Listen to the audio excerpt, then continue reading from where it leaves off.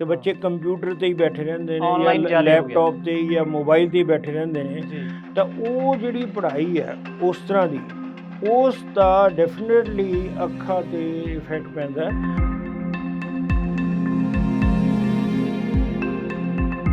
ਉਹ ਤੁਸੀਂ exercise regularly ਕਰੋ ਜੀ ਉਹਦੇ ਨਾਲ ਤੁਹਾਡੀ ਆਈ ਸਾਈਟ ਇੰਪਰੂਵ ਹੋ ਸਕਦੀ ਹੈ ਤੇ ਤੁਹਾਡੀ ਐਨਕ ਉਤਰ ਸਕਦੀ ਹੈ। ਬੱਚੇ ਲੇਟ ਕੇ ਪੜ੍ਹ ਰਹੇ ਨੇ ਉਹ ਨਹੀਂ, ਲਾਈਟ ਪ੍ਰੋਪਰਲੀ ਇੱਕ ਪਾਸਿਓਂ ਪਵੇ ਉਸ 'ਤੇ ਅੱਖਾਂ 'ਤੇ ਨਾ ਪਵੇ, ਬੁੱਕਸ 'ਤੇ ਪਵੇ। ਇਹ ਨਹੀਂ ਵੀ ਇਕੱਲੇ ਪ੍ਰੋਟੀਨ ਦੇ ਪਾਊਡਰ ਪਿਲਾਤੇ ਤੇ ਉਹਦੇ ਨਾਲ ਠੀਕ ਹੋ ਜਾਣਾ, ਨਹੀਂ, ਆਪਾਂ ਨੂੰ ਆਇਰਨ ਵੀ ਉਨਾ ਹੀ ਪ੍ਰੋਪਰ ਦੇਣਾ ਚਾਹੀਦਾ ਹੈ। ਕਾਲਾ ਮੋਤੀਆ ਉਸ ਤਰ੍ਹਾਂ ਚਿੱਟੇ ਨਾਲੋਂ ਜ਼ਿਆਦਾ ਡੇਂਜਰਸ ਹੈ। ਮੋਤੀਆ ਕੰਜੈਂਟਲ ਕੈਟਰੈਕਟ ਕਹਿੰਦੇ ਨੇ। ਕੰਜੈਂਟਲ ਕਹਿੰਦੇ ਜੰਮਦੇ ਬੱਚੇ ਨੂੰ ਵੀ ਮੋਤੀਆ ਹੋ ਜਾਂਦਾ। ਇਹ ਸਾਈਡ ਤੋਂ ਜਿਹੜਾ ਹੈ ਨਾ ਇਫੈਕਟ ਕਰਨਾ ਸ਼ੁਰੂ ਕਰਦਾ ਹੈ। ਸਾਈਡ ਤੋਂ ਹਾਂ ਵਿਜ਼ਨ ਜਿਹੜਾ ਫੀਲਡ ਆਫ ਵਿਜ਼ਨ ਹੈ ਨਾ ਪੈਰੀਫੇਰਲ ਫੀਲਡ ਉਹ ਥੋੜ੍ਹਾ ਜਿਹਾ ਘੱਟ ਦਿੰਦਾ ਸਾਈਡ ਤੋਂ, ਉਹ ਪਤਾ ਨਹੀਂ ਲੱਗਦਾ, ਹੌਲੀ ਹੌਲੀ ਅੱਗੇ ਅੱਗੇ ਘਟਦਾ, ਫੀਲਡ ਘਟਦਾ ਜਾਂਦਾ ਹੈ। ਜਦੋਂ ਸੈਂਟਰ 'ਚ ਆ ਜਾਂਦਾ ਫਿਰ ਆਪਾਂ ਨੂੰ ਪਤਾ ਲੱਗਦਾ, ਜਿਹਨੂੰ ਆਪਾਂ ਟਨਲ ਵਿਜ਼ਨ ਕਹਿੰਦੇ ਨੇ।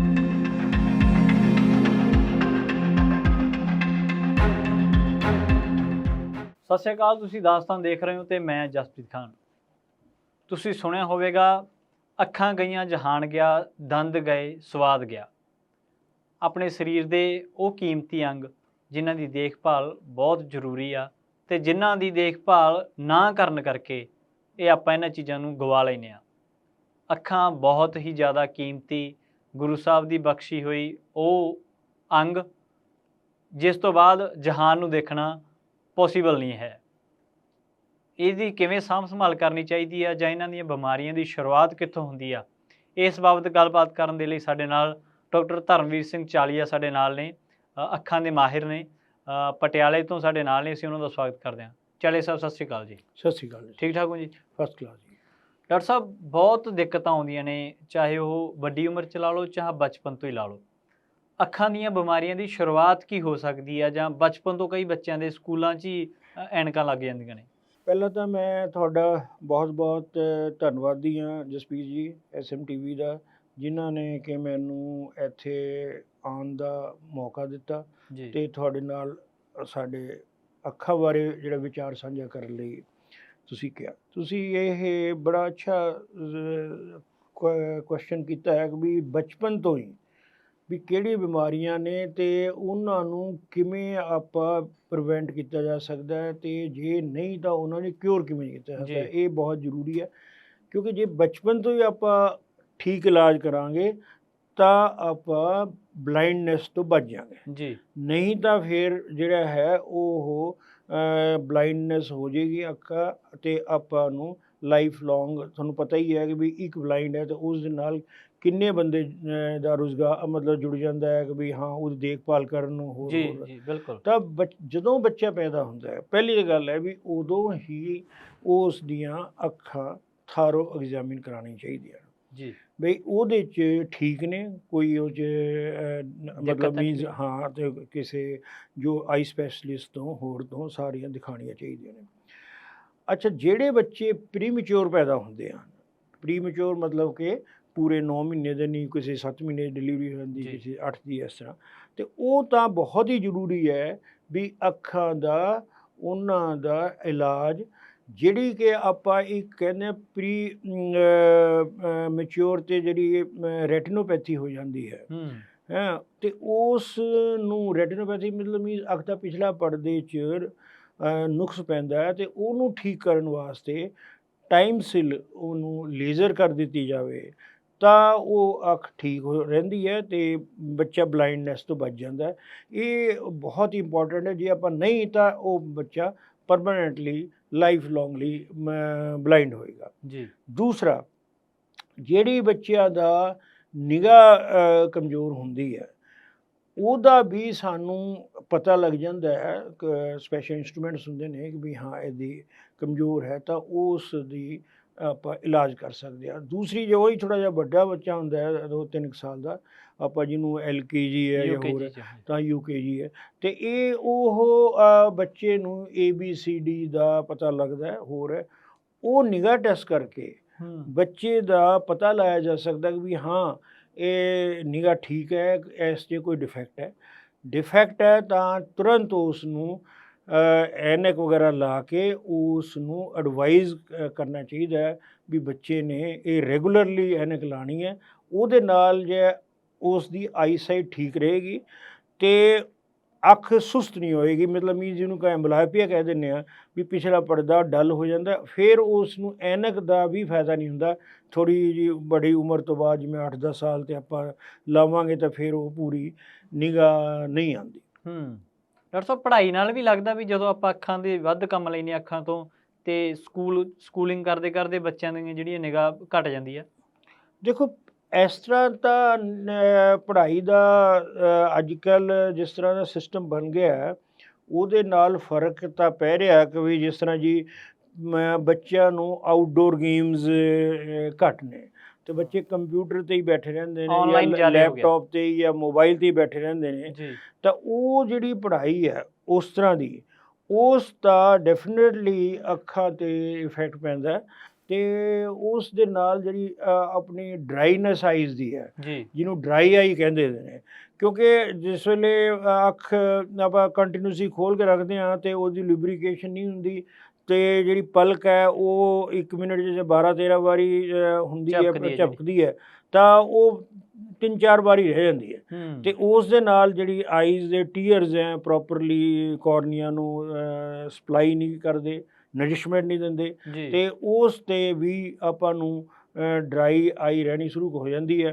ਅਤੇ ਉਸ ਦੇ ਨਾਲ ਆਈ ਸਟੇਨ ਪੈਂਦਾ ਅਤੇ ਬੱਚਿਆਂ ਨੂੰ ਪ੍ਰੋਬਲਮਸ ਆਉਂਦੀਆਂ ਨੇ, ਇਹ ਵੱਡੇ ਹੋ ਕੇ ਵੀ ਆਉਂਦੀਆਂ ਨੇ, ਅਤੇ ਉਸ ਲਈ ਫਿਰ ਆਪਣਾ ਆਰਟੀਫਿਸ਼ੀਅਲ ਟੀਅਰਸ ਦੇਣੇ ਪੈਂਦੇ ਨੇ, ਹੋਰ ਸਾਰੀਆਂ ਆਪਾਂ ਨੂੰ ਇਲਾਜ ਕਰਨਾ ਪੈਂਦਾ। ਪਰ ਉਹੀ ਹੈ ਜੇ ਆਪਾਂ ਇਹਨੂੰ ਪ੍ਰੀਵੈਂਟ ਕਰ ਲਈਏ ਹੈ ਨਾ, ਪ੍ਰੀਵੈਂਟ ਇਨ ਸੈਂਸ ਵੀ ਜ਼ਿਆਦਾ ਦੇਰ ਨਾ ਦੇਖੀਏ, TV ਹੋਇਆ, ਕੰਪਿਊਟਰ ਹੋਇਆ, ਲੈਪਟਾਪ ਹੋਏ ਜਾਂ ਆਪਣਾ ਮੋਬਾਈਲ ਫੋਨਸ ਹੋਏ, ਤਾਂ ਆਪਾਂ ਅੱਧੇ ਪੌਣੇ ਘੰਟੇ ਬਾਅਦ ਆਪਾਂ ਰੈਸਟ ਦੇ ਦਈਏ ਅੱਖਾਂ ਨੂੰ, ਠੀਕ ਹੈ, ਉਹਨਾਂ ਦੀ ਐਕਸਰਸਾਈਜ਼ ਵਗੈਰਾ ਕਰ ਲਈਏ, ਅਤੇ ਹੋਰ ਹੈ ਤਾਂ ਆਪਾਂ ਇਸ ਡਰਾਈਨੈਸ ਤੋਂ ਅਤੇ ਆਈ ਸਟ੍ਰੇਨ ਤੋਂ ਬਚ ਸਕਦੇ ਹਾਂ। ਡਾਕਟਰ ਸਾਹਿਬ ਬਹੁਤ ਦਿੱਕਤਾਂ ਨੇ ਬੱਚਿਆਂ ਦੀਆਂ, ਜਦੋਂ ਕਈ ਵਾਰੀ ਨਿੱਕੇ ਬੱਚਿਆਂ ਨੂੰ ਬਹੁਤ ਜ਼ਿਆਦਾ ਦਿੱਕਤ ਆਉਂਦੀ ਹੈ, ਉਹਨਾਂ ਦੀਆਂ ਅੱਖਾਂ ਦੁਖਣੀਆਂ ਆ ਜਾਂਦੀਆਂ ਨੇ, ਅੱਖਾਂ ਦੇ ਉੱਪਰ ਜਾਲੇ ਬਣਨ ਲੱਗ ਜਾਂਦੇ ਨੇ ਜਾਂ ਪਾਣੀ ਡਿੱਗਣ ਲੱਗ ਜਾਂਦਾ, ਉਹ ਕੀ ਕਾਰਨ ਹੁੰਦਾ? ਦੇਖੋ ਇਹ ਜਿਹੜੀ ਹੈ ਅੱਖਾਂ ਦੇ ਵਿੱਚ ਥੋੜ੍ਹੀ ਜਿਹੀ ਬੱਚਿਆਂ 'ਚ ਥੋੜ੍ਹੀ ਜਿਹੀ ਜ਼ਿਆਦਾ ਹੁੰਦੀ ਹੈ, ਕਿਉਂਕਿ ਇੱਧਰ ਉੱਧਰ ਬੱਚੇ ਹੱਥ ਲਾਏ ਗੰਦੀ ਚੀਜ਼ ਤੋਂ ਫਿਰ ਉਹਨਾਂ ਨੂੰ ਅੱਖ 'ਤੇ ਲਾ ਲੈਂਦੇ ਨੇ, ਉਸ ਨੂੰ ਅਸੀਂ ਉਹਨੂੰ ਕੰਜੰਕਟਿਵਾਈਟਿਸ ਕਹਿ ਦਿੰਦੇ ਹਾਂ, ਜਾਂ ਅੱਖਾਂ ਦੀ ਇਨਫੈਕਸ਼ਨ ਲਾ ਲਓ, ਜਾਂ ਉਹਦੇ ਵਿੱਚ ਅਕਿਊਟ ਕੰਜੰਕਟਿਵਾਈਟਿਸ ਕਹਿ ਦਿੰਦੇ ਜਾਂ ਕਰੋਨਿਕ, ਅਤੇ ਉਸ ਦੇ ਵਿੱਚ ਜਿਹੜਾ ਹੈ ਬੈਕਟੀਰੀਆ ਜਿਹੜੇ ਹੈਗੇ ਆ ਉਹਦੇ ਨਾਲ ਉਹਦੀ ਇਨਫੈਕਸ਼ਨ ਹੋ ਜਾਂਦੀ ਹੈ, ਅਤੇ ਉਸ ਇਨਫੈਕਸ਼ਨ ਨਾਲ ਤੁਹਾਡੇ ਜਾਲੇ ਆਉਂਦੇ ਹਨ ਅਤੇ ਪਾਣੀ ਆਉਂਦਾ ਹੈ, ਅਤੇ ਉਸ ਕਰਕੇ ਇਹ ਪ੍ਰੋਬਲਮ ਆਉਂਦੀ ਹੈ। ਦੂਸਰੀ ਇੱਕ ਹੋਰ ਹੈ ਵੀ ਜਿਹੜੀ ਸੁਰਾਖ ਹੈ ਬੱਚਿਆਂ ਦੇ ਉਹ ਜਿਵੇਂ ਇੱਥੇ ਇੱਕ ਗਲੈਂਡ ਹੁੰਦਾ ਲੈਕਰੀਮਲ ਗਲੈਂਡ, ਉਹ ਟੀਅਰਸ ਬਣਾਉਂਦਾ, ਅਤੇ ਟੀਅਰਸ ਬਣ ਕੇ ਉਹ ਆਈਜ਼ ਦੇ ਕੋਰਨੀਆ ਦੇ ਉੱਤੇ ਘੁੰਮਦੇ ਨੇ, ਅਤੇ ਜਿਹੜੇ ਵਾਧੂ ਟੀਅਰਸ ਹੈ ਉਹ 2 ਕੈਨਾਲੀਕੁਲਾਈ ਹੁੰਦੇ ਆ,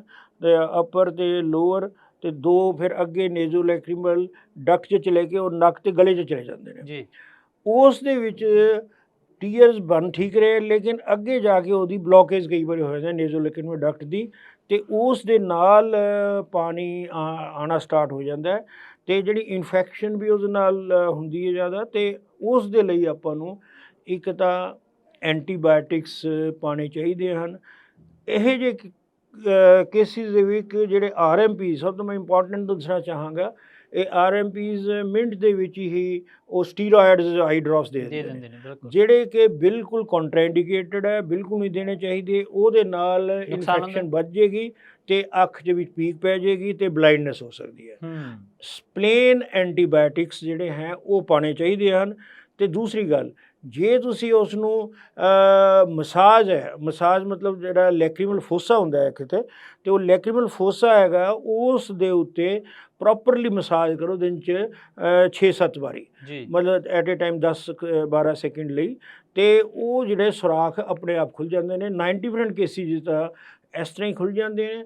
ਤੇ ਜੇ ਨਾ ਖੁੱਲ੍ਹਣ ਫਿਰ ਅਸੀਂ ਸਰਿੰਜਿੰਗ ਵਗੈਰਾ ਕਰਦੇ ਹਾਂ, ਪਿਚਕਾਰੀ ਜਿਹਨੂੰ ਕਹਿ ਦਿੰਦੇ ਹੋ, ਜਾਂ ਪ੍ਰੋਬਿੰਗ, ਫਿਰ ਲੋੜ ਪੈਂਦੀ। ਅਦਰਵਾਈਜ਼ ਪ੍ਰੋਪਰਲੀ ਮਸਾਜ ਕੀਤਾ ਜਾਵੇ ਉਸ ਦੇ ਨਾਲ, ਤੇ ਉਹ ਦਵਾਈ ਪਾਉਣ ਨਾਲ ਤੇ ਮਸਾਜ ਕਰਨ ਨਾਲ ਉਹ ਪਾਣੀ ਦੀ ਪ੍ਰੋਬਲਮ ਠੀਕ ਹੋ ਜਾਂਦੀ ਹੈ। ਡਾਕਟਰ ਸਾਹਿਬ, ਨਿੱਕੇ ਬੱਚਿਆਂ ਦੇ ਜਿਹੜੀਆਂ ਐਨਕਾਂ ਲੱਗ ਜਾਂਦੀਆਂ ਨੇ, ਐਨਕਾਂ ਇੱਕ ਤਾਂ ਹੁੰਦਾ ਵੀ ਕੁਝ ਕੁ ਸਮੇਂ ਤੱਕ ਐਨਕਾਂ ਹੁੰਦੀਆਂ ਨੇ, ਜਿੰਨਾ ਚਿਰ ਨਿਗਾਹ ਸਟੇਬਲ ਨਹੀਂ ਹੁੰਦੀ, ਹੈ ਨਾ। ਕਈ ਬੱਚੇ ਲੰਮਾ ਟਾਈਮ ਉਹਨਾਂ ਦੇ ਐਨਕਾਂ ਲੱਗਦੀਆਂ ਨੇ, ਉਹਦੇ ਕੀ ਕਾਰਨ ਨੇ ਵੀ ਐਨਕਾਂ ਕਿਵੇਂ ਉਤਾਰ ਸਕਦੇ ਨੇ ਬੱਚੇ? ਦੇਖੋ, ਇਸ ਤਰ੍ਹਾਂ ਹੈ, ਜਿਹੜੀ ਐਨਕ ਹੈ ਇਹ ਡਿਪੈਂਡ ਕਰਦੀ ਹੈ ਕਿ ਵੀ ਬੱਚੇ ਦੀ ਜਿਹੜੀ ਆਈ ਲੈਂਥ ਹੈ, ਆਈ ਬਾਲ ਦੀ ਲੈਂਥ ਹੈ। ਲੈਂਥ ਮਤਲਬ ਮੈਂ ਕੋਰਨੀਆ ਤੋਂ ਲੈ ਕੇ ਰੈਟੀਨਾ ਤੱਕ ਜੀ ਨਾਰਮਲੀ ਆਪਾਂ 24 ਮਿਲੀਮੀਟਰ ਮੰਨਦੇ ਹਾਂ ਵੀ ਉਹਦੀ ਲੈਂਥ ਹੈ ਜੀ। ਜੇ ਉਹ 24 ਤੋਂ ਵੱਧ ਜਾਂਦੀ 1 ਮਿਲੀਮੀਟਰ, 25 ਮਿਲੀਮੀਟਰ ਹੋ ਜਾਂਦੀ ਹੈ, ਤਾਂ ਬੱਚੇ ਦੇ -3 ਨੰਬਰ ਲੱਗ ਜਾਂਦਾ ਜੀ। ਜੇ ਉਹ 24 ਮਿਲੀਮੀਟਰ ਤੋਂ 23 ਮਿਲੀਮੀਟਰ ਹੋ ਜਾਂਦੀ, ਛੋਟੀ ਹੋ ਜਾਂਦੀ ਹੈ, ਤਾਂ ਉਹਦੇ +3 ਨੰਬਰ ਲੱਗ ਜਾਂਦਾ, ਜਿਹਨੂੰ ਆਪਾਂ ਹਾਈਪਰਮੈਟਰੋਪੀਆ ਕਹਿ ਦਿੰਦੇ ਹਾਂ। ਜੇ ਲੈਂਥ ਵੱਧ ਗਈ ਆਈ ਬਾਲ ਦੀ, ਫਿਰ ਉਹਨੂੰ ਮਾਇਓਪੀਆ ਕਹਿ ਦਿੰਦੇ ਹਾਂ। ਅੱਛਾ, ਇਹਨਾਂ ਦੇ ਕੇਸਿਸ ਦੇ ਵਿੱਚ ਜਿਹੜਾ ਇਲਾਜ ਹੈ, ਇੱਕ ਤਾਂ ਇਹੀ ਹੈ ਕਿ ਬਈ ਐਨਕ ਤਾਂ ਤੁਰੰਤ ਲਾਉਣੀ ਚਾਹੀਦੀ ਹੈ ਜੀ। ਦੂਸਰੀ ਗੱਲ, ਕਿਉਂਕਿ ਮੈਂ ਇਹਨਾਂ ਦੇ ਥੀਸਿਸ ਕੀਤੇ ਨੇ, ਕਾਫੀ 10-12 ਥੀਸਿਸ ਕੀਤੇ ਨੇ MD ਸਟੂਡੈਂਟਸ ਦੇ, ਕਿਉਂਕਿ ਮੇਰੀ ਜੋਬ ਤਕਰੀਬਨ 37 ਸਾਲ ਦੀ ਮੈਡੀਕਲ ਕਾਲਜ 'ਚ ਹੀ ਰਹੀ ਹੈ। ਅਤੇ ਜਿਹੜੇ ਸਾਡੇ ਕੋਲ MD ਦੇ ਸਟੂਡੈਂਟਸ ਆਉਂਦੇ ਸੀ ਹੋਰ ਹੈ, ਅਤੇ ਉਹ ਅਸੀਂ ਛੋਟੇ ਬੱਚਿਆਂ ਦੇ ਵੀ 1 ਤੋਂ 3 ਸਾਲ, 3 ਤੋਂ 5, 5 ਤੋਂ 10 ਅੱਗੇ ਸਾਰੇ ਕੰਪੈਰੀਜ਼ਨ ਵੀ ਕੀਤਾ ਅਸੀਂ ਰੂਰਲ ਅਤੇ ਅਰਬਨ ਦਾ। ਜਿਸ ਤਰ੍ਹਾਂ ਮੈਂ ਅੰਮ੍ਰਿਤਸਰ ਸੀ ਉਦੋਂ, ਅਤੇ ਅੰਮ੍ਰਿਤਸਰ ਅਤੇ ਗੁਰਦਾਸਪੁਰ ਡਿਸਟ੍ਰਿਕਟ ਦੇ ਰੂਰਲ ਅਤੇ ਅਰਬਨ ਦਾ ਕੰਪੈਰੀਜ਼ਨ ਕੀਤਾ ਸੀਗਾ ਆਈ ਸਾਈਡ ਦਾ। ਅੱਛਾ, ਉਸ ਦੇ ਵਿੱਚ ਜਿਹੜਾ ਹੈ ਇਹ ਤਾਂ ਡੈਫੀਨੇਟ ਸੀਗਾ ਕਿ ਵੀ ਪਿੰਡਾਂ ਦੇ ਵਿੱਚ ਜਿਹੜਾ ਕੰਪੈਰੇਟਿਵਲੀ ਇਹ ਇਨਸੀਡੈਂਸ ਘੱਟ ਸੀਗਾ ਜੀ, ਜਿਹੜਾ ਮਾਇਓਪੀਆ ਹਾਈਪਰਮੈਟਰੋਪੀਆ ਦਾ, ਅਤੇ ਸ਼ਹਿਰਾਂ ਦੇ ਵਿੱਚ ਜ਼ਿਆਦਾ ਸੀਗਾ। ਦੂਸਰੀ ਗੱਲ ਇਹ ਵੀ ਇੰਪੋਰਟੈਂਟ ਸੀ, ਜਿਹੜੇ ਅਨੀਮਿਕ ਬੱਚੇ ਸੀਗੇ ਜੀ, ਅਨੀਮਿਕ ਜੈਸੇ 7 ਗ੍ਰਾਮ HB ਹੈ, ਅਤੇ ਉਹਦੇ -1.5 ਨੰਬਰ ਲੱਗਿਆ, ਹੋਰ ਹੈ ਕਮਜ਼ੋਰੀ ਵੀ ਕਾਰਨ। ਹਾਂ, ਕਮਜ਼ੋਰੀ ਕਾਰਨ। ਅਤੇ ਜਿਉਂ ਹੀ ਉਹਨਾਂ ਦਾ ਅਨੀਮੀਆ ਠੀਕ ਹੋਇਆ, 12-12 ਗ੍ਰਾਮ HB ਹੋਇਆ, ਉਹ ਐਨਕ ਉਤਰ ਜਾਂਦੀ ਸੀ ਜੀ, ਕਿਉਂਕਿ ਇਹ ਮੇਰਾ ਪ੍ਰੈਕਟੀਕਲ ਐਕਸਪੀਰੀਅੰਸ ਹੈ ਜੀ। ਦੂਸਰਾ ਹੈ ਕਿ ਵੀ ਜਿਹੜੀ ਐਕਸਰਸਾਈਜ਼ ਕਰਨ ਦਾ, ਐਕਸਰਸਾਈਜ਼ ਬਹੁਤ ਜ਼ਰੂਰੀ ਹੈ। ਅੱਖਾਂ ਦੀ ਜਿਹੜੀ ਸਾਰੀਆਂ ਐਕਸਰਸਾਈਜ਼ਿਜ਼ ਹੈ, ਤੁਹਾਡੀ YouTube 'ਤੇ ਵੀ ਦਿੱਤੀਆਂ ਹੋਈਆਂ ਹੋਰ ਹੈ, ਉਹਨੂੰ ਮੂਵ ਕਰਨਾ, right left and all that ਜਿਹੜੀ ਹੈ ਐਕਸਰਸਾਈਜ਼, ਉਹ ਤੁਸੀਂ ਐਕਸਰਸਾਈਜ਼ ਰੈਗੂਲਰਲੀ ਕਰੋ ਜੀ, ਅਤੇ ਉਹਦੇ ਨਾਲ ਤੁਹਾਡੀ ਆਈ ਸਾਈਟ ਇੰਪਰੂਵ ਹੋ ਸਕਦੀ ਹੈ, ਅਤੇ ਤੁਹਾਡੀ ਐਨਕ ਉਤਰ ਸਕਦੀ ਹੈ ਜੀ। ਦੂਸਰੀ, ਇੱਕ ਇੰਗਲਿਸ਼ ਆਥਰ ਨੇ ਬੁੱਕ ਵੀ ਲਿਖੀ ਹੈ, ਹਾਲਾਂਕਿ ਅਸੀਂ ਟੀਚ ਸਟੂਡੈਂਟਸ ਨੂੰ, ਕਿਉਂਕਿ ਉਹ ਸਾਇੰਟੀਫਿਕ ਪ੍ਰੂਵ ਕਰਨ ਵਾਸਤੇ ਬੜਾ ਕੁਝ ਚਾਹੀਦਾ ਹੈ, ਅਤੇ ਬੈਟਰ ਆਈ ਸਾਈਟ ਵਿਦਆਊਟ ਗਲਾਸਿਸ, ਅਤੇ ਉਹਦੇ ਵਿੱਚ ਵੀ ਉਸ ਨੇ ਇਹ ਸਾਰੇ ਇਹ ਮੈਥਡਸ ਲਿਖੇ ਨੇ ਕਿ ਬਈ ਆਈ ਸਾਈਟ ਹੈ ਉਹ ਤੁਸੀਂ ਹੌਲੀ ਹੌਲੀ, ਜਿਸ ਤਰ੍ਹਾਂ ਆਪਾਂ ਚਾਰਟ ਹੈ ਉਸ ਨੂੰ ਲਾ ਲਿਆ ਅਤੇ ਉਸ ਨੂੰ ਦੇਖਿਆ, ਇੱਕ ਅੱਖ ਬੰਦ ਕੇ ਦੂਸਰੀ ਨਾਲ, ਜਿੱਥੋਂ ਆਪਾਂ ਨੂੰ ਕਲੀਅਰ ਦਿਸਦਾ, ਅਤੇ ਉਸ ਤੋਂ ਬਾਅਦ ਹਰ ਹਫ਼ਤੇ 1-1 ਇੰਚ ਪਿੱਛੇ ਹਟਦੇ ਜਾਓ ਜੀ। ਐਨਕ ਤਾਂ ਲਾਣੀ ਹੈ ਜਦੋਂ ਤੱਕ, ਇਹ ਨਹੀਂ ਬੰਦ ਕਰ ਦੇਣੀ ਹੈ, ਅਤੇ ਹੌਲੀ ਹੌਲੀ ਤੁਸੀਂ ਦੇਖੋਗੇ ਵੀ 6 ਮਹੀਨੇ ਦੇ ਵਿੱਚ ਤੁਹਾਡਾ ਜੇ 2 ਨੰਬਰ ਹੈ ਤਾਂ 1 ਨੰਬਰ ਰਹਿ ਜਾਏਗਾ। ਕਿਉਂਕਿ ਮੈਂ ਦਿੰਦਾ ਹੁੰਦਾ, ਜਿਹੜੇ ਬੱਚੇ ਕੋਆਪਰੇਟ ਕਰਦੇ ਨੇ, ਦਿੰਦੇ ਨੇ, ਉਹਨਾਂ ਦਾ ਹੋ ਰਿਹਾ। ਅਤੇ ਬਾਕੀ ਉਹ ਤਾਂ ਹੈ ਹੀ ਹੈ ਵੀ ਡਾਈਟ ਤਾਂ ਇੰਪਰੂਵ ਹੈ ਹੀ ਵੀ ਹਾਈ ਪ੍ਰੋਟੀਨ ਡਾਈਟ ਹੈ, ਠੀਕ ਹੈ। ਖੁਰਾਕ ਅਸਰ ਕਰਦੀ ਹੈ, ਖੁਰਾਕ ਡੈਫੀਨੇਟਲੀ ਅਸਰ ਕਰਦੀ, ਉਹ ਤਾਂ ਦੇਣੀ ਹੈ ਨਾਲ ਜੀ, ਅਤੇ ਇਸ ਚੀਜ਼ ਨਾਲ ਵੀ ਉਤਰ ਸਕਦਾ। ਬਾਕੀ ਦੂਸਰਾ, ਬੱਚੇ ਨਹੀਂ ਹੈ ਤਾਂ ਫਿਰ ਉਹ ਹੁਣ ਲੈਸਿਕ ਲੇਜ਼ਰ ਵਗੈਰਾ ਤਾਂ ਹੈ ਹੀ ਅੱਜ ਕੱਲ੍ਹ ਵੀ, ਹਾਂ ਜੀ, ਉਹ 18 ਸਾਲ ਤੋਂ ਬਾਅਦ ਹੀ ਹੁੰਦੀ ਹੈ, ਪਹਿਲਾਂ ਹੁੰਦੀ ਨਹੀਂ ਹੈ, ਅਤੇ ਉਹ 18 ਤੋਂ 40 ਸਾਲ ਦੀ ਉਮਰ ਤੱਕ ਹੀ ਕਰਦੇ ਆ ਲੈਸਿਕ ਲੇਜ਼ਰ। ਮਾਪੇ ਕਿਹੜੀ ਗੱਲ ਦਾ ਧਿਆਨ ਰੱਖਣ ਖੁਰਾਕਾਂ? ਮਾਪੇ ਤੋਂ ਸਭ ਤੋਂ ਇੰਪੋਰਟੈਂਟ ਤਾਂ ਇੱਕ ਲਿਵਿੰਗ ਸਟਾਈਲ ਹੈ, ਉਹ ਬਹੁਤ ਜ਼ਰੂਰੀ ਹੈ। ਜਿਵੇਂ ਬੱਚੇ ਲੇਟ ਕੇ ਪੜ੍ਹ ਰਹੇ ਨੇ, ਉਹ ਨਹੀਂ, ਲਾਈਟ ਪ੍ਰੋਪਰਲੀ ਇੱਕ ਪਾਸਿਓਂ ਪਵੇ, ਉਸ 'ਤੇ ਅੱਖਾਂ 'ਤੇ ਨਾ ਪਵੇ, ਬੁੱਕਸ 'ਤੇ ਪਵੇ। ਦੂਸਰੀ ਗੱਲ ਹੈ ਉਹਨੂੰ ਬੈਲੈਂਸ ਡਾਈਟ ਦਾ ਮਤਲਬ ਹੈ ਵੀ ਹਰੀ ਸਬਜ਼ੀਆਂ, ਪੱਤੇ, ਹੋਰ ਖੀਰੇ, ਮਤਲਬ ਇਸ ਤਰ੍ਹਾਂ ਇਹ ਚੀਜ਼ ਜ਼ਿਆਦਾ ਦੇਣ। ਹਾਈ ਪ੍ਰੋਟੀਨ ਡਾਈਟਸ ਹੈ, ਥੋੜ੍ਹਾ ਫਰੂਟਸ ਹੈਗਾ, ਇਹ ਚੀਜ਼ਾਂ ਥੋੜ੍ਹਾ ਬਹੁਤ ਦੇਣ ਤਾਂ ਕਿ ਉਹ ਉਸ ਦਾ ਬੱਚੇ ਦੀ ਪ੍ਰੋਟੀਨ ਡੈਫੀਸ਼ੀਐਂਸੀ ਅਤੇ ਹੀਮੋਗਲੋਬਿਨ ਡੈਫੀਸ਼ੀਐਂਸੀ, ਜਿਵੇਂ ਹੀਮ HB ਜਿਵੇਂ ਕਹਿੰਦੇ ਆ, ਹੀਮੋਗਲੋਬਿਨ ਹੋਗਾ, ਹੀਮ ਪਲੱਸ ਗਲੋਬਿਨ। ਹੀਮ ਦਾ ਮਤਲਬ ਆਇਰਨ ਅਤੇ ਗਲੋਬਿਨ ਦਾ ਮਤਲਬ ਪ੍ਰੋਟੀਨ। ਤਾਂ ਆਪਾਂ ਇਹ ਨਹੀਂ ਵੀ ਇਕੱਲੇ ਪ੍ਰੋਟੀਨ ਦੇ ਪਾਊਡਰ ਪਿਲਾਤੇ ਅਤੇ ਉਹਦੇ ਨਾਲ ਠੀਕ ਹੋ ਜਾਣਾ, ਨਹੀਂ, ਆਪਾਂ ਨੂੰ ਆਇਰਨ ਵੀ ਉਨਾ ਹੀ ਪ੍ਰੋਪਰ ਦੇਣਾ ਚਾਹੀਦਾ ਹੈ। Even simple iron folic acid ਦੀਆਂ ਗੋਲੀਆਂ ਬੜੀਆਂ ਅੱਜ ਕੱਲ੍ਹ ਤਾਂ ਹੈਲਥ ਸੈਂਟਰਾਂ 'ਚ ਗੌਰਮੈਂਟ 'ਚ ਫ੍ਰੀ ਮਿਲ ਜਾਂਦੀਆਂ ਨੇ, ਅਤੇ ਉਹ ਜਿਨ੍ਹਾਂ ਨੂੰ ਵੀ ਡੈਫੀਸ਼ੀਐਂਸੀ ਹੈ ਇੱਕ ਗੋਲੀ ਖਾਣਾ ਖਾਣ ਤੋਂ ਬਾਅਦ ਆਪਣੇ ਸਵੇਰੇ ਲੈ ਲੈਣ, ਸ਼ਾਮ ਨੂੰ ਲੈ ਲੈਣ, ਰਾਤ ਨੂੰ ਲੈ ਲੈਣ, ਉਹ ਲੈਂਦੇ ਰਹਿਣ।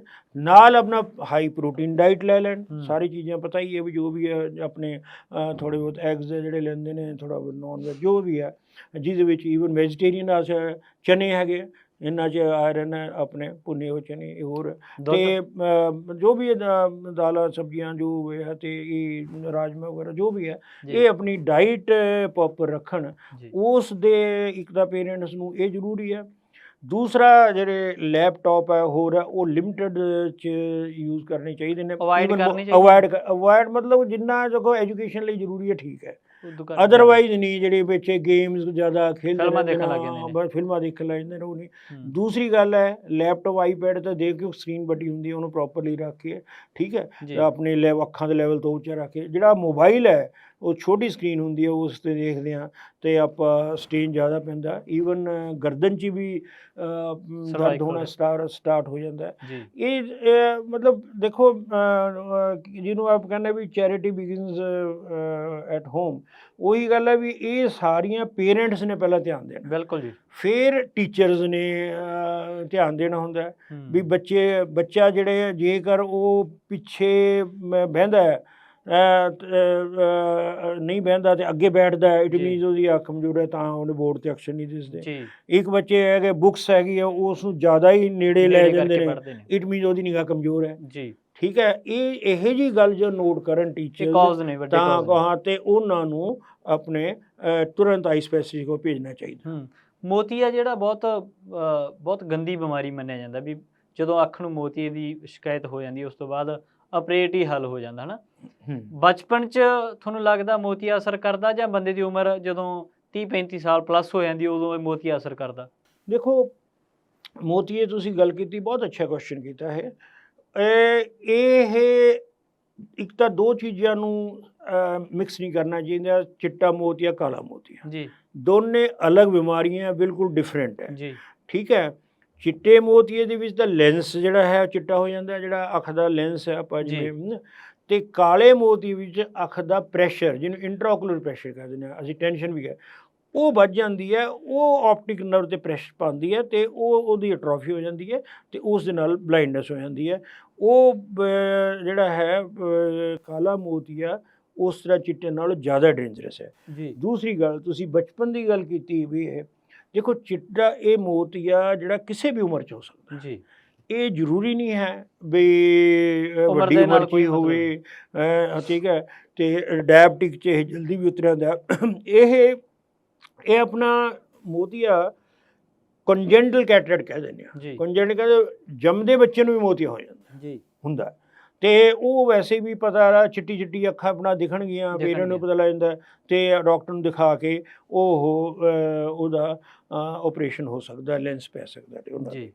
ਅੱਛਾ, ਉਸ ਤੋਂ ਬਾਅਦ ਜਦੋਂ ਤੁਸੀਂ ਕਹਿੰਦੇ ਵੀ ਅੱਗੇ ਉਮਰ 'ਚ ਆਮ ਤੌਰ 'ਤੇ ਜਿਹੜਾ ਹੈ ਇਹ ਕਿਸੇ ਦੇ 50 ਸਾਲ ਦੇ, ਕਿਸੇ 60 ਸਾਲ ਦੇ, ਕਿਸੇ 70 ਸਾਲ ਦੇ ਹੁੰਦਾ, ਪਰ ਇੰਪੋਰਟੈਂਟ ਜਿਹੜੀ ਹੈ 40 ਸਾਲ ਦੀ ਉਮਰ ਹੈ, ਇਹ ਬੜੀ ਇੰਪੋਰਟੈਂਟ ਹੈ। ਉਦੋਂ ਥਾਈ ਦਾ ਜਿਹੜਾ ਹੈ ਚੈੱਕਅਪ ਕਰਵਾਉਣਾ ਚਾਹੀਦਾ ਥਾਰੋ, ਅਤੇ ਉਸ ਦੇ ਵੀ ਪ੍ਰੈਸ਼ਰ ਜਿਹਨੂੰ ਆਪਾਂ ਟੈਨਸ਼ਨ ਕਹਿੰਦੇ ਹਾਂ, ਉਦੋਂ ਉਹ ਬਹੁਤ ਜ਼ਰੂਰੀ ਹੈ, ਕਿਉਂਕਿ ਜਿਹਨੂੰ ਕਾਲਾ ਮੋਤੀਆ 1 ਜਾਂ 2% ਨੂੰ ਤੁਸੀਂ ਕਾਲਾ ਮੋਤੀਆ ਹੁੰਦਾ ਹੀ ਹੁੰਦਾ ਹੈਗਾ 40 ਸਾਲ ਦੀ ਉਮਰ ਤੋਂ ਬਾਅਦ। ਜੀ ਜੇ 100 ਲੋਕ ਆਪਾਂ ਚੈੱਕ ਕਰਾਂਗੇ ਉਹ 'ਚ ਐ ਸਮਝ ਲਓ ਵੀ 1% ਨੂੰ ਤੁਸੀਂ ਕਾਲਾ ਮੋਤੀਆ ਨਿਕਲੂਗਾ ਜੀ ਤੇ ਉਹਦਾ ਦਵਾਈ ਇਮੀਡੀਏਟਲੀ ਸਟਾਰਟ ਕਰਕੇ ਆਪਾਂ ਬਲਾਈਂਡਨੈਸ ਤੋਂ ਬਚ ਸਕਦੇ ਆ।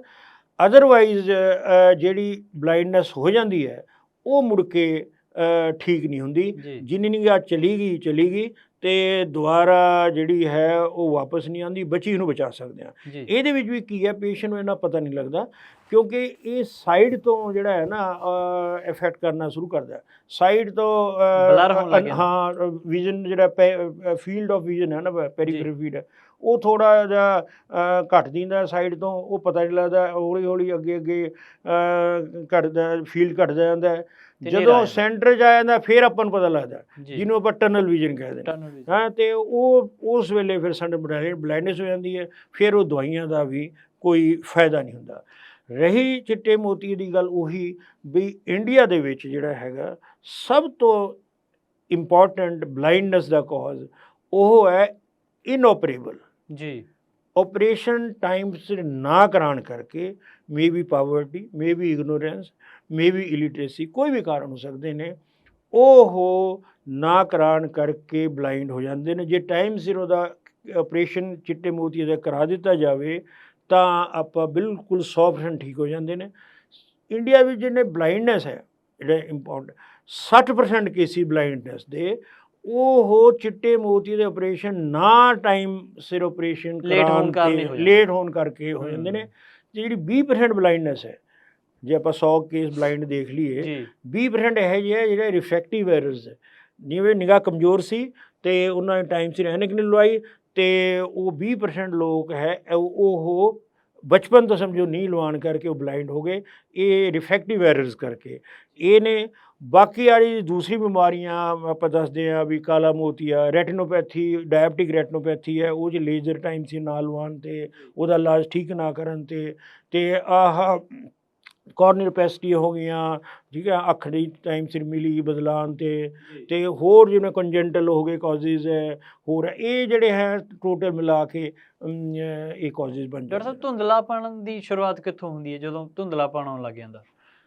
ਦੇਖੋ ਧੁੰਦਲਾਪਣ ਜਾਣਦਾ ਹੈ ਇਹ ਮੋਤੀਆ ਜਿਹੜਾ ਹੁੰਦਾ ਨਾ, ਇੱਕ ਤਾਂ ਸਟੇਜ ਹੁੰਦੀ ਹੈ ਵੀ ਆਪਾਂ ਮੋਤੀਆ ਜਿਹਨੂੰ ਆਪਾਂ ਕੱਚਾ ਕਹਿ ਦਿੰਦੇ ਹਾਂ ਆਪਾਂ, ਤੇ ਉਸ ਵੇਲੇ ਐਨਕ ਲਾਈਏ ਤਾਂ ਉਹਦੀ ਨਿਗਾਹ 100% ਠੀਕ ਹੋ ਜਾਂਦੀ ਹੈ ਦੂਰ ਦੀ ਨੇੜੇ।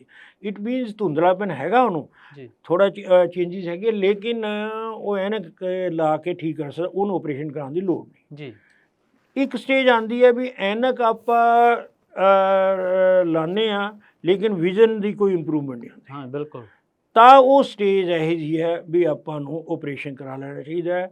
ਹੁਣ ਉਹ ਗੱਲਾਂ ਨਹੀਂ ਰਹੀਆਂ ਵੀ ਕੱਚਾ ਹੈ ਪੱਕਾ ਹੈ ਮੋਤੀਆ, ਉਹ ਨਹੀਂ ਗੱਲਾਂ। ਹੁਣ ਇਹ ਤੁਹਾਡੀ ਆਪਣੀ ਜਿਹੜੀ ਨੀਡ ਹੈ, ਡਿਊਟੀ ਹੈ, ਜਿਸ ਤਰ੍ਹਾਂ ਦੀ ਹੈ ਤੇ ਉਹਦੇ ਅਕੋਰਡਿੰਗਲੀ ਆਪਾਂ ਨੂੰ ਸਰਜਰੀ ਕਰਾਉਣੀ ਪੈਂਦੀ ਹੈ। ਹੁਣ ਠੀਕ ਹੈ, ਕਈ ਪਿੰਡਾਂ 'ਚ ਆਪਾਂ ਠੀਕ ਹੈ, ਨਾ ਪੜ੍ਹਨਾ ਕਿ ਲਿਖਣਾ ਹੁੰਦਾ ਨਹੀਂ, ਮੋਟੀ ਚੀਜ਼ਾਂ ਦੇਖਣੀਆਂ, ਗਊ ਮੱਝ ਹੋਰ, ਹਾਂ ਵੀ ਸਾਹਮਣੇ ਠੀਕ ਹੈ, ਤੇ ਉਹ ਲੋਕ ਦੇਰ ਤੱਕ ਵੀ ਨਹੀਂ ਕਰਾਉਂਦੇ। ਹਾਂਜੀ ਬਿਲਕੁਲ। ਤੇ ਜਿਹਨਾਂ ਆਪਾਂ ਫਾਈਨ ਵਰਕ ਕਰਨਾ ਤੇ ਆਪਾਂ ਨਹੀਂ ਕਰ ਸਕਦੇ, ਤੇ ਜਿਹੜੇ ਹੈਗੇ ਲਿਟਰੇਟ ਪਰਸਨ ਹੈ, ਪੜ੍ਹੇ ਲਿਖੇ ਹੋਰ, ਉਹਨਾਂ ਨੂੰ ਜਲਦੀ ਕਰਾਉਣਾ ਪੈ ਸਕਦਾ। ਡਾਕਟਰ ਸਾਹਿਬ ਆਪਰੇਸ਼ਨ ਕਰਵਾਉਣ ਤੋਂ ਬਾਅਦ ਬਹੁਤ ਮਰੀਜ਼ ਨੇ ਜਿਹੜੇ ਅਵੇਸਲੇ ਹੋ ਜਾਂਦੇ ਨੇ ਵੀ ਆਪਰੇਸ਼ਨ ਕਰਾ ਲਿਆ ਹੁਣ ਤਾਂ ਕੋਈ ਡਰ ਹੀ ਨਹੀਂ ਹੈ। ਪ੍ਰੀ ਆਪਰੇਸ਼ਨ ਤੁਹਾਨੂੰ ਕੀ ਲੱਗਦਾ ਵੀ ਕਿਹੜੀਆਂ ਗੱਲਾਂ ਦਾ ਧਿਆਨ ਰੱਖਣਾ ਚਾਹੀਦਾ? ਦੇਖੋ ਇਹ ਵੀ ਤੁਸੀਂ ਬਹੁਤ ਅੱਛਾ ਕੁਐਸਚਨ ਕੀਤਾ। 3 ਚੀਜ਼ਾਂ ਇੰਪੋਰਟੈਂਟ ਆ। ਇੱਕ ਤਾਂ ਪ੍ਰੀ ਆਪਰੇਟਿਵ, ਇੱਕ ਆਪਰੇਟਿਵ, ਇੱਕ ਪੋਸਟ ਆਪਰੇਟਿਵ ਜੀ। ਜਿਹੜਾ ਪ੍ਰੀ ਆਪਰੇਟਿਵ ਪਾਰਟ ਹੈ, ਦੇਖੋ ਉਹਦੇ ਵਿੱਚ ਵੀ ਆਪਾਂ ਨੂੰ ਸਾਰਾ ਕੁਝ ਦੇਖਣਾ ਪੈਂਦਾ ਹੈ ਕਿ ਬਈ ਇਹ ਅੱਖ ਠੀਕ ਹੈ, ਇਹਦੇ ਕੁਝ ਪਾਣੀ ਤਾਂ ਨਹੀਂ ਆ ਰਿਹਾ, ਕੋਈ ਸੁਰਾਖ ਤਾਂ ਨਹੀਂ ਇਹ ਬੰਦ ਹੈ ਜੀ, ਠੀਕ ਹੈ ਬਈ ਜੋ ਬੰਦ ਹੈ ਤਾਂ ਉਹਦਾ ਪਹਿਲਾਂ ਇਲਾਜ ਕਰੋ ਤਾਂ ਆਪਰੇਸ਼ਨ ਕਰੋ। ਜੇ ਕੋਈ ਇਨਫੈਕਸ਼ਨ ਹੈ ਤਾਂ ਉਸ ਨੂੰ ਪਹਿਲਾਂ ਕਰੋ। ਜੇ ਡਾਇਬਟਿਕਸ ਹੈ ਤਾਂ ਉਹਨੂੰ ਸ਼ੂਗਰ ਨੂੰ ਕੰਟਰੋਲ ਕਰਕੇ ਆਪਰੇਸ਼ਨ ਕਰੋ। ਨਹੀਂ ਤਾਂ ਜਰਮ ਹੈ, ਪਤਾ ਹੈ ਬੈਕਟੀਰੀਆ, ਤੇ ਉਹ ਅੱਖ 'ਚ ਇਨਫੈਕਸ਼ਨ ਹੋ ਕੇ ਪੀਕ ਪੈ ਜਾਣੀ, ਉਹ ਮੇਰਾ ਕਹਿਣ ਦਾ ਮਤਲਬ ਹੈ ਵੀ ਆਈ ਦਾ ਥਾਰੋ ਐਗਜ਼ਾਮੀਨੇਸ਼ਨ ਕਰਦੇ ਆ ਪਹਿਲਾਂ, ਉਹਦੇ ਵੀ ਟੈਨਸ਼ਨ ਵੀ ਨਾਰਮਲ ਹੋਣੀ ਚਾਹੀਦੀ ਹੈ, ਜਿਹਨੂੰ ਇੰਟਰਾਓਕੂਲਰ ਪ੍ਰੈਸ਼ਰ ਕਹਿੰਦੇ ਆ, ਵੀ ਕਾਲਾ ਮੋਤੀਆ ਤੇ ਹੋਵੇ, ਹਾਂ, ਤੇ ਉਹ ਜੀ ਹੋਵੇ ਤਾਂ ਫਿਰ ਆਪਾਂ ਨੂੰ ਉਸ ਦਾ ਪ੍ਰੈਸ਼ਰ ਲੋ ਕਰਨਾ ਪਊਗਾ, ਦਵਾਈ ਪਾਣੀ ਪਏਗੀ। ਤੇ ਹੋਰ ਇਹਦੇ ਵਿੱਚ ਜਿਹੜਾ ਇੰਪੋਰਟੈਂਟ ਹੈ, ਜਿਸ ਵੇਲੇ ਆਪਾਂ ਆਪਰੇਸ਼ਨ ਕਰਦੇ, ਹਾਂ, ਬਲੱਡ ਪ੍ਰੈਸ਼ਰ ਬਹੁਤ ਇੰਪੋਰਟੈਂਟ। ਓਕੇ, ਉਸ ਤੋਂ ਪਹਿਲਾਂ ਬਲੱਡ ਪ੍ਰੈਸ਼ਰ ਵੀ ਨਾਰਮਲ ਹੋਣਾ ਚਾਹੀਦਾ ਹੈ ਸਰਜਰੀ ਕਰਨ ਤੋਂ ਪਹਿਲਾਂ। ਜੇ ਆਪਾਂ ਹਾਈ ਬਲੱਡ ਪ੍ਰੈਸ਼ਰ ਸਰਜਰੀ ਕਰ ਦਾਂਗੇ ਤਾਂ ਅੱਖ 'ਚੋਂ ਸਾਰਾ ਕੁਝ ਬਾਹਰ ਆ ਜਾਣਾ ਤੇ ਅੱਖ ਖਰਾਬ ਹੋ ਜਾਣੀ ਡਿਊਰਿੰਗ ਸਰਜਰੀ। ਤੇ ਇਸ ਕਰਕੇ ਇਹ ਚੀਜ਼ਾਂ, ਮਤਲਬ ਸ਼ੂਗਰ, ਬਲੱਡ ਪ੍ਰੈਸ਼ਰ, ਇਨਫੈਕਸ਼ਨ, ਪਾਣੀ, ਇਹ ਸਾਰੀਆਂ ਚੀਜ਼ਾਂ ਆਪਣੀਆਂ ਠੀਕ ਹੋਣਾ ਚਾਹੀਦੀ, ਤਾਂ ਹੀ ਆਪਾਂ ਸਰਜਰੀ ਕਰਨੀ ਚਾਹੀਦੀ। ਦੂਸਰੀ ਗੱਲ, ਆਪਰੇਸ਼ਨ ਵੇਲੇ ਵੀ ਜਿਹੜਾ ਹੈ ਸਟਰਲਾਈਜੇਸ਼ਨ ਪ੍ਰੋਪਰ ਹੋਣੀ ਚਾਹੀਦੀ ਸਾਰੀ theatre the and all that. ਤੇ ਸਰਜਰੀ ਕਰਨ ਵੇਲੇ ਵੀ ਸਾਰੀਆਂ ਹੀ ਪ੍ਰੀਕਾਸ਼ਨ ਪ੍ਰੋਪਰ ਲੈ ਕੇ ਫਿਰ ਸਰਜਰੀ ਕੀਤੀ ਜਾਂਦੀ ਹੈ ਜੀ। ਪੋਸਟ ਆਪਰੇਟਿਵਲੀ ਅੱਜ ਕੱਲ੍ਹ ਤਾਂ ਉਹ ਨਹੀਂ ਰਿਹਾ ਕਿ ਵੀ ਹਾਂ ਜੀ ਪੱਟੀ ਬੰਨ੍ਹ ਰੱਖੋ ਕਿ ਨਹੀਂ, ਹੁਣ ਤਾਂ ਉਸ ਵੇਲੇ ਹੀ ਜਾਂ ਤਾਂ ਪੱਟੀ ਬੰਨ੍ਹਦੇ ਨਹੀਂ, ਬੰਨ੍ਹਦੇ ਆ ਤਾਂ ਉਹ ਘੰਟਾ 2 ਘੰਟੇ ਬੰਨ੍ਹ ਕੇ ਉਤਾਰ ਦਿੰਦੇ ਹਾਂ ਅਤੇ ਉਸ ਵੇਲੇ ਘਰ ਭੇਜ ਦਿੰਦੇ ਹਾਂ, ਅਤੇ ਉਸੇ ਵੇਲੇ ਹੀ ਦਵਾਈਆਂ ਪਾਣੀ ਸ਼ੁਰੂ ਕਰ ਦਿਓ ਜੀ। ਅਤੇ ਜਿਵੇਂ ਦੱਸੇ ਜਾਣ ਉਹ ਦਵਾਈਆਂ ਜਿਹੜੀਆਂ ਹੈ ਉਹ ਪਾਉਣ ਨਾਲ, ਅਤੇ ਉਹ ਹੁਣ ਮੈਂ ਦੇਖਿਆ ਅੱਜ ਪੇਸ਼ੈਂਟ ਆਪਰੇਸ਼ਨ ਕਿਹਾ, ਦੂਸਰੇ ਦਿਨ ਪੇਸ਼ੈਂਟ ਨੂੰ ਜ਼ਰੂਰ ਦੇਖਣਾ ਚਾਹੀਦਾ ਡਾਕਟਰ ਜੀ। ਅਤੇ ਪੇਸ਼ੈਂਟ ਨੂੰ ਆਉਣਾ, ਅੱਜ ਕੱਲ੍ਹ ਆਪਰੇਸ਼ਨ ਕਰਾ, ਹਾਂ ਜੀ, ਉਹ ਪੇਸ਼ੈਂਟ ਹਫ਼ਤਾ ਆਉਂਦੇ ਹੀ ਨਹੀਂ, ਅਤੇ ਉਹਦੇ 'ਚ ਕੋਈ ਇਨਫੈਕਸ਼ਨ ਹੋ ਗਈ, ਇਨਫਲੇਮੇਸ਼ਨ ਹੋ ਗਈ, ਅਤੇ ਫਿਰ ਕਸੂਰ ਡਾਕਟਰ 'ਤੇ ਜਾਂਦਾ ਹੈ। ਬਿਲਕੁਲ। ਅਤੇ ਇਮੀਡੀਏਟਲੀ ਇੱਕ ਸੈਕਿੰਡ ਡੇ। ਅਤੇ ਦੂਸਰਾ ਹੈ ਵੀ ਜੇ ਡਾਕਟਰ ਸਮਝੇ ਤਾਂ ਤੀਸਰੇ ਦਿਨ ਵੀ ਬੁਲਾ ਲੈਂਦਾ, ਨਹੀਂ ਕਿ ਹਫ਼ਤੇ ਬਾਅਦ ਤਾਂ ਇੱਕ ਫੋਲੋਅਪ ਜ਼ਰੂਰੀ ਬਣਦਾ। ਪਹਿਲੇ ਤਾਂ ਸੈਕਿੰਡ ਡੇ, ਫਿਰ ਹਫ਼ਤੇ ਬਾਅਦ, ਫਿਰ ਜੀ ਉਹ ਹਫ਼ਤੇ ਬਾਅਦ ਠੀਕ ਹੈ, ਫਿਰ 15 ਦਿਨ ਬਾਅਦ, ਇਸ ਤਰ੍ਹਾਂ ਕਰਕੇ ਫਿਰ ਇਹ ਜਿਹੜੀ ਚੀਜ਼ਾਂ ਨੇ, ਜਿਹੜਾ ਅੱਖ ਦਾ ਵੀ ਪ੍ਰੈਸ਼ਰ ਹੈ ਉਹ ਵੀ ਰੈਗੂਲਰਲੀ ਦੇਖਣਾ ਚਾਹੀਦਾ 3-3 ਮਹੀਨੇ ਬਾਅਦ, ਬਈ ਹਾਂ ਠੀਕ ਰਹਿੰਦਾ। ਕਈ ਵਾਰੀ ਹਾਂ, ਨਹੀਂ ਤਾਂ ਕਈ ਵਾਰੀ ਉਹੀ ਪ੍ਰੈਸ਼ਰ, ਇੰਟਰਾਓਕੂਲਰ ਪ੍ਰੈਸ਼ਰ ਵੱਧ ਜਾਂਦਾ, ਜਿਹਨੂੰ ਆਪਾਂ ਕਾਲਾ ਮੋਤੀਆ ਕਹਿ ਦਿੰਦੇ ਹਾਂ, ਨਹੀਂ ਤਾਂ ਉਹਦਾ ਟਾਈਮ ਸਿਰ ਇਲਾਜ ਕਰ ਦਿਓ, ਅੱਖ ਠੀਕ ਰਹਿੰਦੀ ਹੈ। ਡਾਕਟਰ ਸਾਹਿਬ, ਇਹ ਜਿਹੜੀਆਂ ਬਿਮਾਰੀਆਂ ਨੇ, ਚਾਹੇ ਉਹ ਡਾਇਬਟੀਜ਼ ਆ, ਚਾਹੇ ਡਿਪਰੈਸ਼ਨ ਆ, ਚਾਹੇ ਉਹ ਕੋਈ ਵੀ ਦਿਮਾਗੀ ਪਰੇਸ਼ਾਨੀ ਆ, ਜਾਂ ਹੋਰ ਜਿਹੜੀਆਂ ਲੱਗਦੀਆਂ ਨੇ ਕੋਈ ਸਰੀਰਕ ਰੋਗ ਨੇ, ਉਹ ਅੱਖਾਂ 'ਤੇ ਅਸਰ ਕਰਦੇ ਨੇ? ਦੇਖੋ ਜੀ, ਇਹ ਪੂਰੀ ਤਰ੍ਹਾਂ ਅਸਰ ਕਰਦੇ ਨੇ। ਦੇਖੋ, ਡਾਇਬਟੀਜ਼ ਹੈ ਜਿਹੜੀ ਹੈ ਜਾਂ ਹਾਈਪਰਟੈਂਸ਼ਨ ਹੈ, ਸਭ ਤੋਂ ਪਹਿਲਾਂ ਜਿਹੜਾ ਪਤਾ ਲੱਗਦਾ ਹੈ ਬਿਮਾਰੀ ਦਾ, ਮਤਲਬ ਉਹ ਤਾਂ ਠੀਕ ਹੈ, ਬਲੱਡ ਟੈਸਟ ਕੀਤਾ ਉਹਦਾ ਅਲੱਗ ਹੈ, ਅਦਰਵਾਈਜ਼ ਆਪਾਂ ਚੈੱਕ ਕਰੀਏ ਨਾ ਤਾਂ ਪਹਿਲੀ ਨਿਸ਼ਾਨੀ ਜਿਹੜੀ, ਹਾਂ, ਉਹ ਅੱਖ ਦੇ ਵਿੱਚ ਜਿਹੜਾ ਹੈਗਾ ਆਈ ਸਪੈਸਿਕ ਆਪਥਲਮੋਸ ਹੁੰਦਾ ਹੈ, ਅਤੇ ਅੱਖ ਦੇ ਪਰਦੇ ਤੋਂ ਹੀ ਪਤਾ ਲਾ ਲੈਂਦਾ ਵੀ ਇਹਨੂੰ ਸ਼ੂਗਰ ਹੈ ਜੀ। ਠੀਕ ਹੈ, ਸ਼ੂਗਰ ਦੇ ਦਾਣੇ ਅਤੇ ਖੂਨ ਦੇ ਧੱਬੇ ਜਮੇ ਹੁੰਦੇ ਨੇ, ਐਂ ਹੀ ਬਲੱਡ ਪ੍ਰੈਸ਼ਰ ਦੇ, ਹਾਈਪਰਟੈਂਸ਼ਨ 'ਚ, ਅਤੇ ਅੱਖ ਦੇ ਵਿੱਚ ਅੰਦਰ ਲਾਲੀਆਂ ਬਾਹਰ ਵੀ ਆਉਂਦੀ, ਅੰਦਰ ਵੀ, ਅਤੇ ਉਹ ਸਭ ਤੋਂ ਪਹਿਲਾਂ ਚੀਜ਼ ਅੱਖ ਦੇ ਵਿੱਚ ਆਉਂਦੀ ਹੈ। ਜੇ ਬਾਕੀ ਬੋਡੀ 'ਚ ਦੇਖਣਾ ਹੋਵੇ ਤਾਂ ਆਪਾਂ ਨੂੰ ਡਿਸੈਕਸ਼ਨ ਕਰਨੀ ਪਊ, ਹੋਰ ਕਰਨੀ ਪਊਗੀ, ਲੇਕਿਨ ਇਹਦੇ ਵਿੱਚ ਕੁਛ ਨਹੀਂ ਕਰਨ ਲਓ, ਪੁਤਲੀ ਖੁੱਲੀ ਕੀਤੀ ਥੋੜ੍ਹੀ ਇੱਕ ਡਰੋਪ ਪਾ ਕੇ, ਅਤੇ ਜੀ ਆਪਾਂ ਸਾਰਾ ਪਰਦਾ ਦੇਖ ਸਕਦੇ ਹਾਂ ਵੀ ਠੀਕ ਹੈ, ਬਲੱਡ ਵੈਸਲਸ ਹੈ, ਕੋਈ ਬਲੀਡਿੰਗ ਤਾਂ ਨਹੀਂ ਹੈ, ਜਾਂ ਬਲੱਡ ਪ੍ਰੈਸ਼ਰ ਦੀ ਚੇਂਜਿਸ ਤਾਂ ਨਹੀਂ ਹੈ, ਹੋਰ ਹੈ, ਇਹ ਆਪਾਂ ਨੂੰ ਅੱਖਾਂ ਤੋਂ ਹੀ ਪਤਾ ਜੱਜ ਹੋ ਜਾਂਦਾ। ਡਾਕਟਰ ਸਾਹਿਬ, ਦਵਾਈਆਂ ਤਾਂ ਚਲੋ ਖੈਰ ਬਹੁਤ ਲੋਕ ਲੈਂਦੇ ਵੀ ਨੇ, ਬਹੁਤ ਅਵੇਅਰ ਹੋ ਗਏ ਨੇ ਲੋਕ, ਪਰ ਜਿਹੜੇ ਬੰਦੇ ਦਵਾਈਆਂ ਨੂੰ ਅਵੋਇਡ ਕਰਨਾ ਚਾਹੁੰਦੇ ਨੇ, ਘਰੇਲੂ ਕਿਹੜੇ ਨੁਸਖੇ ਨੇ ਜਿਹਦੇ ਨਾਲ ਅੱਖਾਂ ਦੀ ਜਿਹੜੀ ਤਾਜ਼ਗੀ ਆ ਜਾਂ ਜਿਹੜੀ ਅੱਖਾਂ ਦੀ ਨਿਗਾਹ ਠੀਕ ਰਹੇ? ਹਾਂ, ਇਹ ਵੀ ਬਹੁਤ ਵਧੀਆ ਕੁਐਸਚਨ ਹੈ ਵੀ ਹਾਂ, ਘਰੇਲੂ ਤੋਂ ਆਪਾਂ ਨੂੰ ਬੜਾ ਕੁਛ ਆਪਾਂ ਕਰ ਸਕਦੇ ਹਾਂ। ਦੇਖੋ, ਸਭ ਤੋਂ ਜ਼ਰੂਰੀ ਤਾਂ ਇਹ ਹੈ ਵੀ ਤੁਹਾਡਾ ਜਿਹੜਾ ਹੈ ਉਹ ਵੇਟ ਹੈ ਉਹ ਆਪਣਾ ਠੀਕ ਰੱਖਣਾ ਚਾਹੀਦਾ, ਜਿਹਨੂੰ ਆਪਾਂ ਬੋਡੀ ਮਾਸ ਇੰਡੈਕਸ BMI, ਠੀਕ ਹੈ ਨਾ, ਉਹ ਆਪਣਾ ਨੋਰਮਲ ਹੋਵੇ। ਦੂਸਰਾ ਹੈ ਕਿ ਵੀ ਜਿਹੜਾ ਸਭ ਤੋਂ ਜ਼ਰੂਰੀ ਹੈ, ਜਿਹਨੂੰ ਆਪਾਂ ਕਹਿ ਦਿੰਦੇ ਹਾਂ ਲਿਪਿਡ ਪ੍ਰੋਫਾਈਲ ਜੀ। ਲਿਪਿਡ ਪ੍ਰੋਫਾਈਲ ਜਿਸ ਤਰ੍ਹਾਂ ਆਪਣਾ ਉਹ 'ਚ ਟ੍ਰਾਈਗਲਿਸਰਾਈਡ ਹੋਇਆ, HDL, LDL, VLDL, ਹੈ ਨਾ, ਕੋਲੈਸਟਰੋਲ ਐਂਡ ਆਲ ਦੈਟ, ਜਿਹਨੂੰ ਆਪਾਂ ਲਿਪਿਡ ਪ੍ਰੋਫਾਈਲ ਸਾਰੇ, ਇਹ ਚੀਜ਼ ਤੁਸੀਂ ਨੋਰਮਲ ਰੱਖੋਗੇ ਤਾਂ ਤੁਹਾਡੇ ਦੇਖੋ ਨਾ ਤਾਂ ਬਲੱਡ ਪ੍ਰੈਸ਼ਰ ਹੋਏਗਾ, ਈਵਨ ਜਿਹੜੀਆਂ ਚੀਜ਼ਾਂ ਆਹ ਬਲਾਈਂਡਨੈਸ ਹੈ ਉਹ ਵੀ ਉਹਦੇ ਨਾਲ ਰਿਲੇਟਡ ਹੈ ਸ਼ੂਗਰ ਦੀ, ਕਿਉਂਕਿ ਸ਼ੂਗਰ ਤੁਸੀਂ ਕਹਿੰਦੇ ਹੋ ਵੀ ਮੈਂ ਜੀ ਸ਼ੂਗਰ ਨਾਰਮਲ ਰੱਖ ਰਿਹਾ ਤੇ ਜੀ 20 ਸਾਲ ਹੋ ਗਏ ਮੈਂ ਗੋਲੀ ਲੈਂਦਿਆਂ ਨੂੰ ਬਿਲਕੁਲ ਨਾਰਮਲ ਹੈ, 20 ਸਾਲ ਬਾਅਦ ਦੇਖਦੇ ਹਾਂ ਜੀ ਅੱਖ 'ਚ ਖਰਾਬੀ ਹੋਈ ਹੁੰਦੀ ਬਹੁਤ ਜ਼ਿਆਦਾ, ਖੂਨ ਐਂਡ ਆਲ ਦੈਟ, ਤੇ ਸਮਝੋ ਅੱਧਾ ਬਲਾਈਂਡ ਹੀ ਹੋ ਜਾਂਦਾ ਜਾਂ 70%। ਹੁਣ ਉਹਦੇ ਵਿੱਚ ਉਦੋਂ ਪੁੱਛਿਆ ਜਾਂਦਾ ਹੈ ਕਿ ਵੀ ਤੂੰ ਕਦੇ ਲਿਪਿਡ ਪ੍ਰੋਫਾਈਲ ਕਰਾਇਆ ਚੈੱਕ? ਕਹਿੰਦਾ ਜੀ ਨਾ, ਮੈਨੂੰ ਤਾਂ ਕਿਸੇ ਡਾਕਟਰ ਦੱਸਿਆ ਨਹੀਂ। ਲਿਪਿਡ ਪ੍ਰੋਫਾਈਲ ਨਾਰਮਲ ਰੱਖਣਾ ਬਹੁਤ ਜ਼ਰੂਰੀ ਹੈ। ਇਹ ਹੀ ਜਿਹੜੀ ਹੈ ਬਲਾਈਂਡਨੈਸ ਕਰਦਾ ਹੈ ਜੀ, ਤੇ ਇਕੱਲਾ ਸ਼ੂਗਰ ਲੈਵਲ ਨਾਰਮਲ ਰੱਖ ਕੇ ਨਹੀਂ ਤੁਸੀਂ ਠੀਕ ਰਹਿ ਸਕਦੇ। ਉਹਨੂੰ ਠੀਕ ਕਰਨ ਵਾਸਤੇ ਉਹੀ ਹੈ ਡਾਈਟ, ਠੀਕ ਹੈ, ਫੈਟੀ ਚੀਜ਼ਾਂ ਨਹੀਂ ਲੈਣੀਆਂ। ਤੇ ਜੇ ਫਿਰ ਵੀ ਹੈ, ਇੱਕ ਤਾਂ ਦੋ ਤਿੰਨ ਚੀਜ਼ਾਂ ਹੋ ਗਈਆਂ ਨਾ, ਇੱਕ ਤਾਂ ਐਕਸਰਸਾਈਜ਼ ਹੋ ਗਈ ਹੈ ਜੀ, ਫਿਰ ਡਾਈਟ ਹੈ, ਜਿਨ੍ਹਾਂ ਡਾਈਟ ਤੋਂ ਵੀ ਨਹੀਂ ਕੰਟਰੋਲ ਹੁੰਦਾ ਤੇ ਮੈਡੀਸਿਨਸ ਹੈਗੀਆਂ ਅਟੋਰਵਾਸਟੈਟਿਨ ਵਗੈਰਾ ਆਮ ਮਿਲ ਜਾਂਦੀਆਂ, ਤੇ ਅਟੋਰਵਾਸਟੈਟਿਨ ਦੀ ਗੋਲੀਆਂ ਆਉਂਦੀਆਂ ਨੇ ਜਿਹੜੀ ਫੈਟ ਨੂੰ ਨਾਰਮਲ ਕਰਦੀਆਂ ਨੇ। ਤੇ ਬਾਕੀ ਸੀਆ ਸੀਡਸ ਹੋਏ, ਹੋਰ ਹੋਇਆ, ਇਹ ਇਸ ਤਰ੍ਹਾਂ ਘਰਾਂ ਦੇ ਚੀਜ਼ਾਂ ਹਾਂ ਉਹ ਦਿਓ ਤੇ ਉਹਦੇ ਨਾਲ ਇਹ ਠੀਕ ਹੋ ਜਾਂਦੇ ਨੇ। ਇਸ ਕਰਕੇ ਮੇਨ ਤਾਂ ਉਸ ਨੂੰ ਆਪਾਂ ਨੇ ਨਾਰਮਲ ਰੱਖਣਾ। ਇੱਕ ਜਿਹੜਾ ਹੋਰ ਇੰਪੋਰਟੈਂਟ ਹੈ ਜਿਹਨੂੰ ਕਹਿੰਦੇ ਨੇ ਵੀ 3 ਮਹੀਨੇ ਦੀ ਸ਼ੂਗਰ, ਜਿਹਨੂੰ HbA1c ਗਲਾਈਕੋਸਿਲੇਟਡ ਹੀਮੋਗਲੋਬਿਨ ਕਹਿੰਦੇ ਆ, ਉਹ ਜਿਹੜਾ ਹੈ ਉਹ ਆਪਣਾ ਨਾਰਮਲ ਰੱਖਣਾ ਬਹੁਤ ਜ਼ਰੂਰੀ ਹੈ। ਉਹ ਪਰਸੈਂਟੇਜ 'ਚ ਹੈ, ਉਹ 6% ਤੋਂ ਨੀਚੇ ਰਹਿਣਾ ਚਾਹੀਦਾ ਜੀ। ਦੇਖੋ ਸ਼ੂਗਰ ਤੁਸੀਂ ਨਾਰਮਲ ਰੱਖ ਰਹੇ ਹੋ, ਉਹ ਤੁਹਾਡਾ ਮੈਂ ਦੇਖਿਆ 10-10 11-11 ਵਾਲੇ ਆਉਂਦੇ ਸਾਡੇ ਕੋਲ ਪਰਸੈਂਟ ਵਾਲੇ, ਠੀਕ ਹੈ, ਉਹ ਵਾਲਾ ਤੇ ਫਿਰ ਉਹ ਸਾਰੇ ਸਰੀਰ 'ਤੇ ਨੁਕਸ ਕਰਦਾ, ਲੱਤਾਂ 'ਤੇ ਵੀ ਅਸਰ ਕਰਦਾ, ਜਿਹਨੂੰ ਆਪਾਂ ਨਿਊਰੋਪੈਥੀ ਕਹਿੰਦੇ ਆ, ਨੈਫਰੋਪੈਥੀ ਕਹਿੰਦੇ ਆ, ਫਿਰ ਆਪਾਂ ਕਿਡਨੀ ਖਰਾਬ ਹੁੰਦੀ ਆ, ਠੀਕ ਹੈ, ਹਾਰਟ 'ਤੇ ਵੀ ਅਸਰ ਕਰਦਾ, ਸਾਰੀ ਚੀਜ਼ਾਂ 'ਤੇ ਅਸਰ ਕਰਦਾ। ਇਸ ਕਰਕੇ ਇਹ ਆਪਣਾ HbA1c ਹੈ, ਇਹ ਬਹੁਤ ਇੰਪੋਰਟੈਂਟ ਹੈ। ਇਟ ਮੀਨ ਜੇ ਕੋਈ ਜ਼ਿਆਦਾ ਹੈ, ਉਹ 7 8 9 ਹੈ ਜੋ ਵੀ ਹੈ, ਇਟ ਮੀਨਸ ਤੁਹਾਡਾ ਸ਼ੂਗਰ ਦਾ ਇਲਾਜ ਠੀਕ ਨਹੀਂ ਚੱਲ ਰਿਹਾ, ਤੇ ਉਹਨੂੰ ਰਿਵਾਈਜ਼ ਕਰਾਓ ਤੇ ਲਿਪਿਡ ਪ੍ਰੋਫਾਈਲ ਦੇਖੋ ਆਪਣਾ ਸਾਰਾ, ਉਹਨੂੰ ਨਾਰਮਲ ਲਿਆਓ। ਉਹਨੂੰ ਨਾਰਮਲ ਲਿਆਉਣ ਦੇ ਤੁਹਾਨੂੰ ਦੱਸਿਆ ਇਹ 3-4 ਮੈਥਡਸ ਹੈ, ਐਕਸਰਸਾਈਜ਼ ਹੋ ਗਿਆ, ਡਾਈਟ ਹੋ ਗਿਆ, ਮੈਡੀਸਿਨ ਹੋ ਗਿਆ। ਬਹੁਤ ਸ਼ੁਕਰੀਆ ਡਾਕਟਰ ਸਾਹਿਬ, ਸਮਾਂ ਦੇਣ ਲਈ ਬਹੁਤ ਬਹੁਤ ਧੰਨਵਾਦ ਤੁਹਾਡਾ।